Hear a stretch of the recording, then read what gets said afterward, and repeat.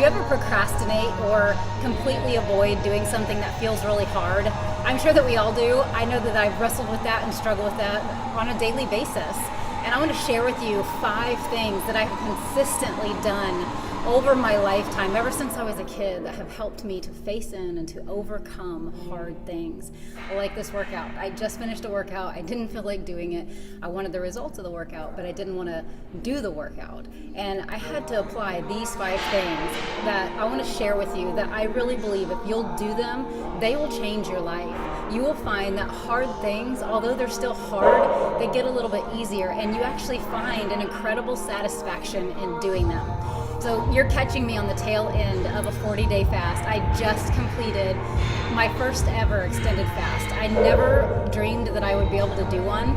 I didn't really even have a desire to do one, but there was such a hunger, no pun intended, inside of me to do this fast. It felt hard. It was looming in front of me. It was so big, but I applied these 5 things to this fast even to make it through it. And number 1 that I have done consistently to overcome and do hard things is to decide and to have that decided heart. The science actually shows that if you say the word try, you immediately fire something in your brain that limits you from doing the very thing that you want to do.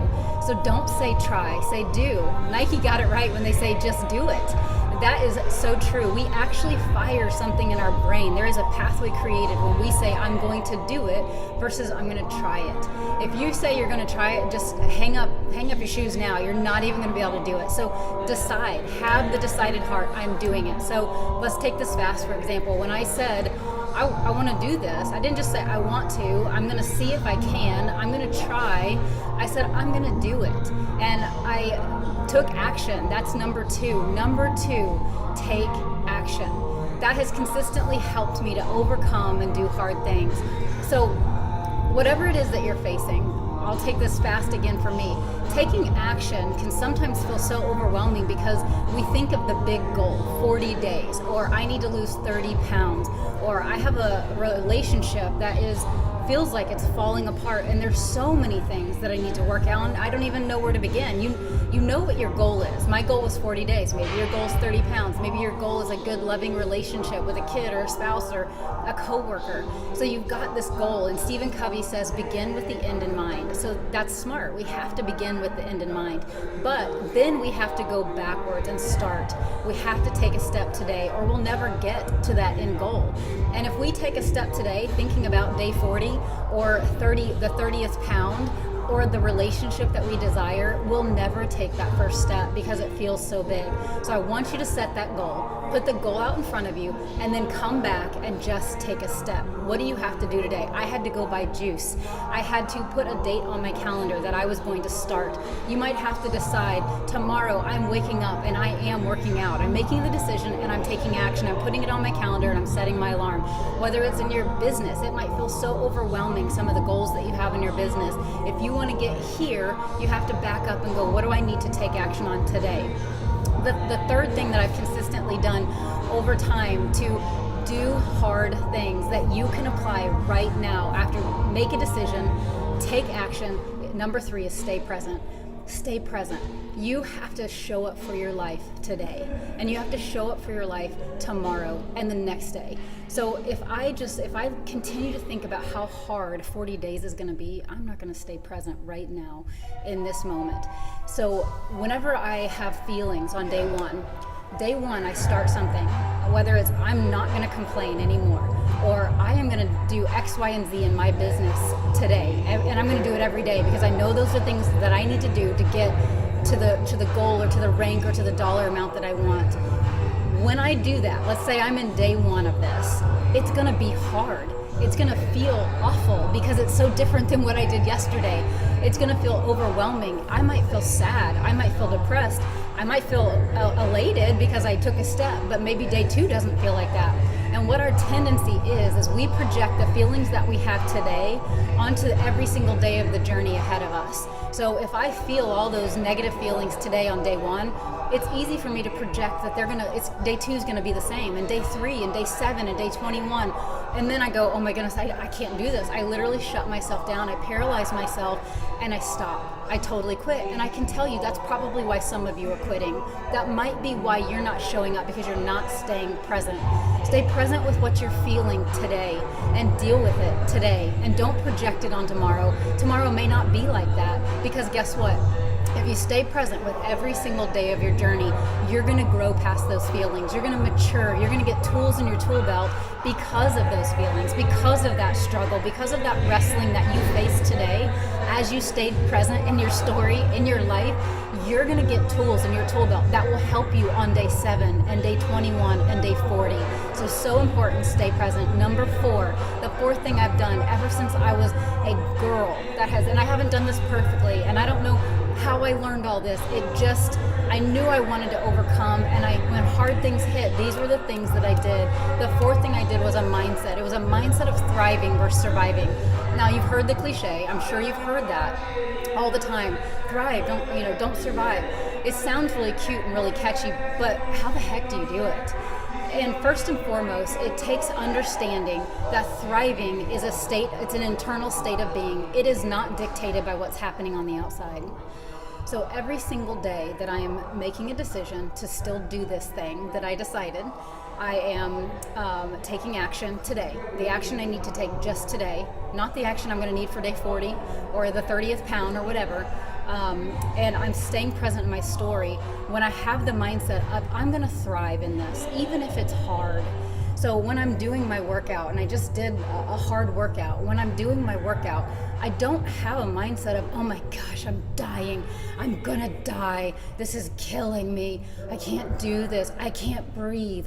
I'm telling you, I learned from a young age to take those thoughts captive and say, no, you're not gonna die. Jenni, you can do this. You can breathe. Take a deep breath, calm down.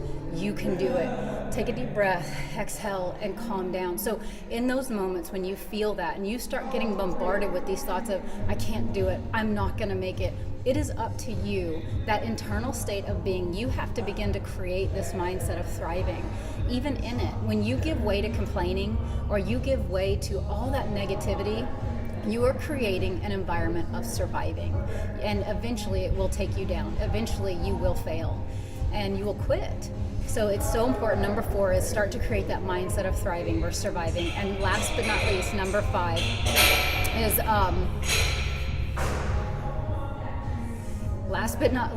5 is finish strong.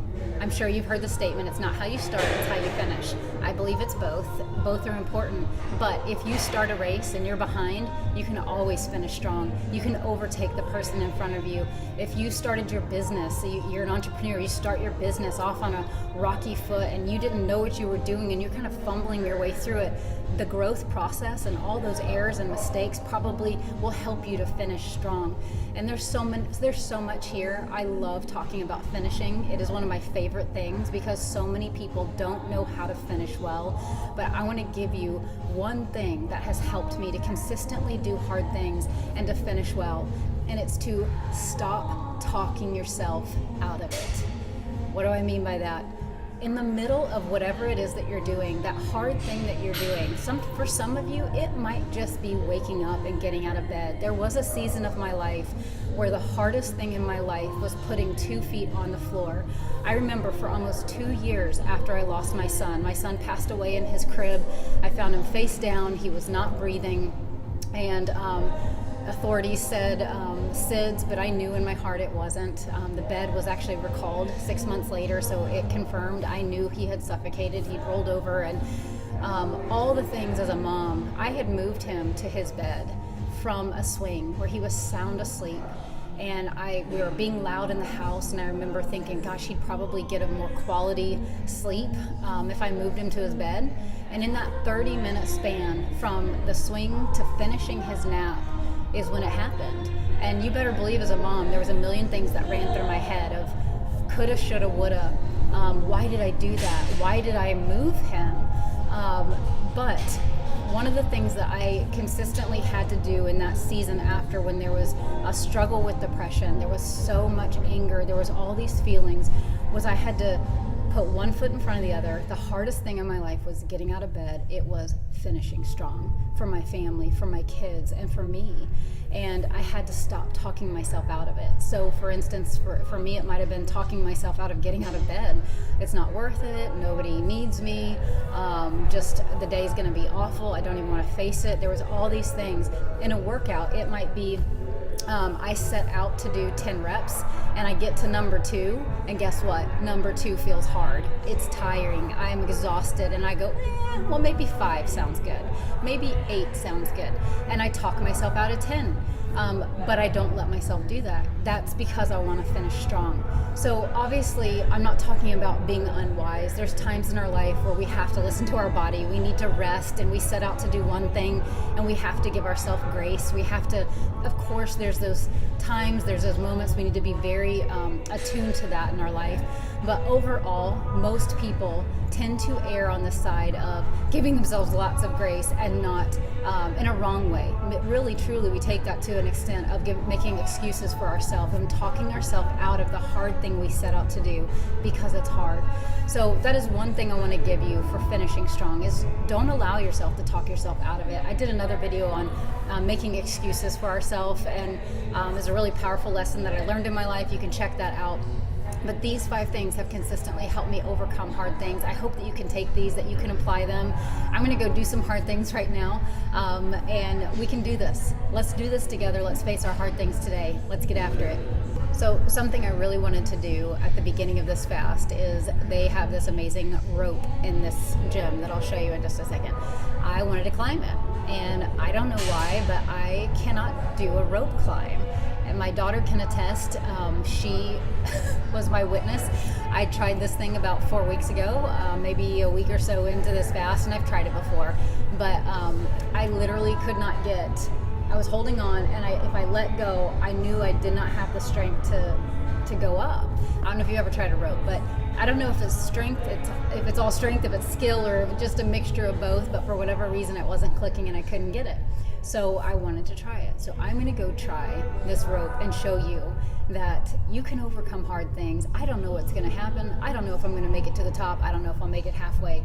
But I know that I've grown over this last 40 days. It has been one of the most transformational experiences of my life. One of the hardest things that I've ever faced and applied these 5 things to. So I'm going to go try something else really hard right now and see how I do with it.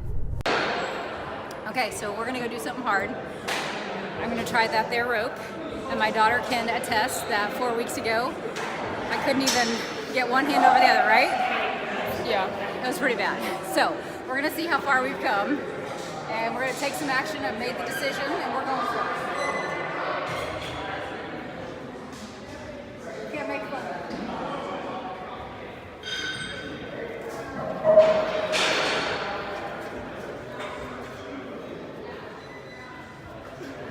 Yes, Mom.